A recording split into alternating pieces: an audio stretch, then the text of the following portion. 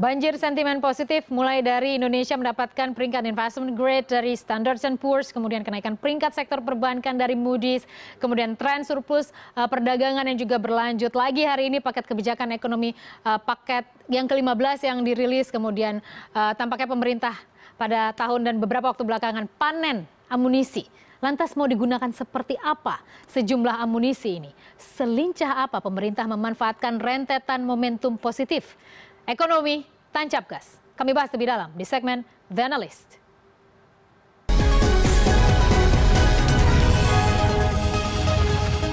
Dan sudah hadir di studio 2 CNN Indonesia, Noriko Gaman, Kepala Riset BNI Securities.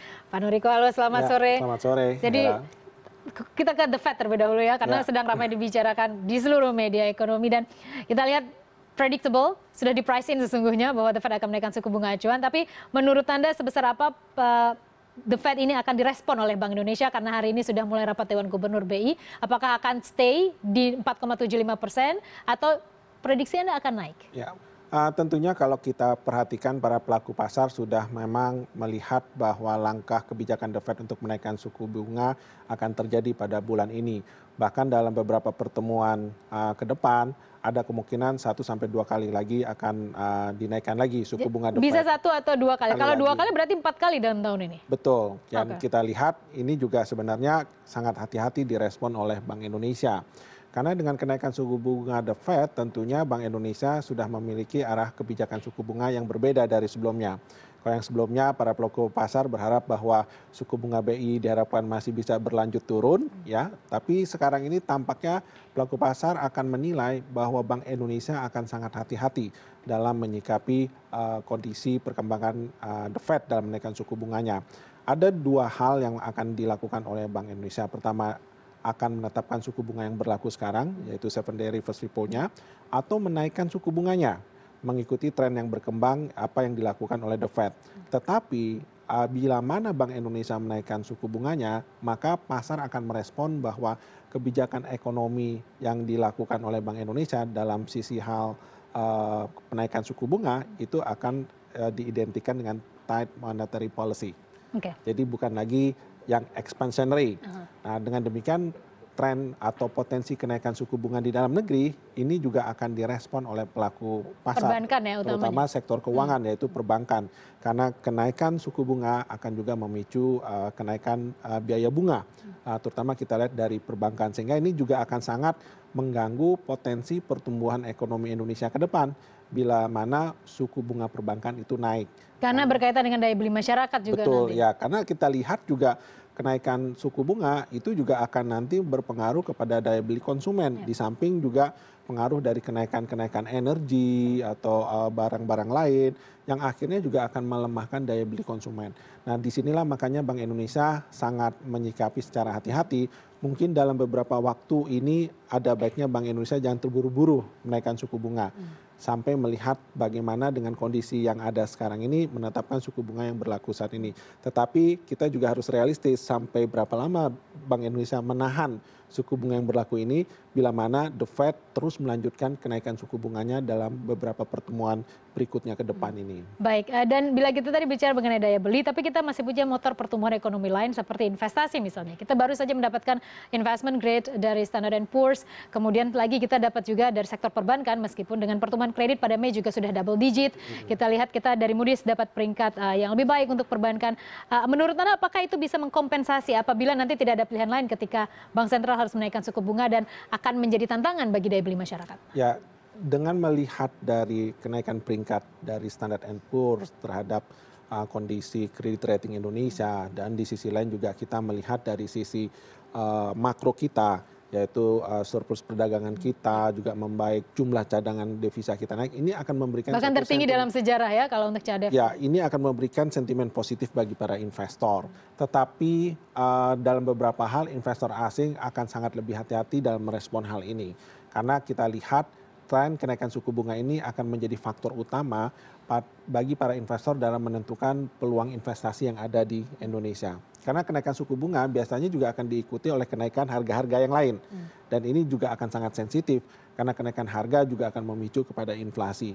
Sehingga sentimen positif yang sudah masuk ke Indonesia sangat disayangkan bila mana tidak dikelola dengan baik oleh pemerintah. Pengelolaan yang baik menurut Anda seperti apa? Pertama adalah bagaimana menjaga iklim investasi yang kondusif. Paket kebijakan ekonomi ini sudah Paket positif. kebijakan ekonomi ini harus dilihat bukan hanya dari programnya aja, tapi eksekusi dan implementasinya. Itu yang paling penting. Supaya apa? Supaya iklim investasi bisa terjaga lebih kondusif, lalu faktor inflasi juga bisa terjaga dengan baik, sehingga juga bisa menjaga momentum daya beli konsumen. Kenapa demikian? Karena pertumbuhan ekonomi Indonesia itu lebih dari 50% itu ditopang oleh konsumsi domestik. Kalau daya beli konsumen melemah, akhirnya konsumsi domestik itu juga menurun, berdampak kepada perlambatan pertumbuhan ekonomi kita. Dan ini juga kita lihat setelah dari konsumsi domestik adalah belanja pemerintah, terutama kita lihat dari infrastruktur. Itu juga sangat penting untuk juga menjaga momentum pertumbuhan ekonomi itu tidak turun. Ya, ketika pada sisi lain daya beli masyarakat itu melemah. Di sisi lain juga kita lihat adalah investasi. Ya, investasi ini juga harus digalakan. Dan keempat adalah peluang ekspor. Nah, kita melihat bahwa Indonesia diharapkan tidak berdasarkan ekspornya itu basisnya adalah sumber daya alam, ya, tetapi harus juga melihat ekspor nilai tambah, misalnya hasil pengolahan industri, ya, atau sektor-sektor UKM yang memang memiliki nilai tambah, ya, seperti kerajinan tangan atau furniture, itu akan memberikan juga peluang ekspor yang cukup menarik. Nah, inilah keempat faktor yang menjaga momentum pertumbuhan ekonomi Indonesia itu diharapkan bisa lebih stabil. Bahkan pemerintah di dalam APBN 2018 menargetkan pertumbuhan ekonomi 5,2 sampai dengan 5,6%. Ya. Tinggi sekali. Bahkan sebelumnya 6,1 ya, tapi akhirnya menjadi 5,6%. Ya, jadi tapi ini adalah suatu hal yang realistis. Kenapa? Karena kita juga melihat kondisi yang berkembang sekarang ini itu sangat hati-hati. Seperti yang tadi saya sampaikan, kalau misalnya ekspektasi Bank Indonesia itu ke depan adalah menaikkan suku bunga, berarti ini adalah kebijakan tight monetary policy. Dampaknya apa? Berpengaruh kepada potensi perlambatan pertumbuhan ekonomi. Baik, singkat saja Pak Noriko, proyeksi Anda dengan kondisi seperti ini, momentum seperti ini, rupiah akan ada berada di level berapa kemudian hingga akhir tahun, kemudian juga dengan IHSG? Kalau melihat tren yang berkembang dan sentimen positif yang sudah ada saat ini, kita masih melihat ruang penguatan daripada nilai tukar rupiah.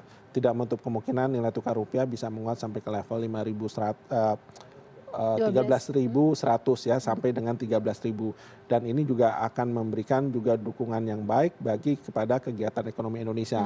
Tetapi saya sangat tidak setuju juga kalau penguatan nilai tukar rupiah itu terlalu tajam, karena akan membuat nilai ekspor kita menjadi tidak kompetitif. Jadi di level antara 13.000 sampai dengan 13.300 adalah kondisi yang ideal untuk nilai tukar rupiah hingga akhir tahun.